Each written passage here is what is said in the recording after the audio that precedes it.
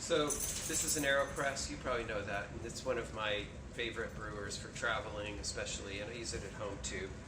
And this is your Aeropress paper filter, and this is a permanent filter made of stainless steel. We're sourcing our permanent filters from a new source directly, and we have two different options. They're quite different. And I was surprised to find out that this one's quite compelling, though it doesn't match the style of this, which is kind of established.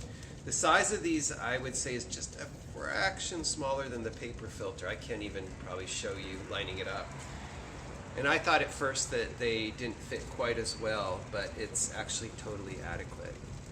One thing, if you've ever struggled with getting a coffee grind stuck in here, is you'll find that it's hard to put on. Now, this goes on quite easily, and this one's a little bit harder because it has the rim. But what we're finding is that I thought that this would produce more of a French press style cup. It's actually quite clean filter wise, with kind of no real appreciable difference in sort of microfine sediments, or what we call insoluble solids. Something kind of fun I've been doing for just as an experiment is using both of them together. And I didn't notice a real difference in the sort of push pressure, the back pressure with that. But and it is definitely, with both, a little bit harder to squeeze this on. This is a pretty well-worn Aeropress, as you can see. But this gives us some other options, and basically the price of two of these is less than what we were able to sell the previous single permanent filter for.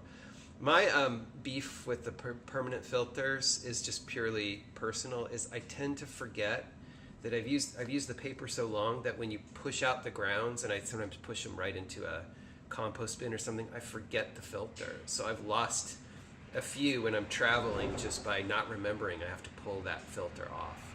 That's just me. Anyway, check them out. We've had really great results, and the cup's been super clean. Another interesting thing is we're selling this Rattleware Cupping Brewer. And if you do any kind of pour over with a permanent filter that has the potential for some of those insoluble solids, those sort of microfine particles in it, this is a cool way because it has a sort of natural trap that when you pour, you're going to be trapping those down. If you let the brew sit, let's say 4 minutes after you push down with an Aeropress or whatever. So it fits various kinds of brewers, and if you like permanent filters, this could just be as good as a carafe, even though the intention is that it's actually an unfiltered brew method where you're simply using this stopper to trap the grounds after they sink, just like cupping, and then you're pouring your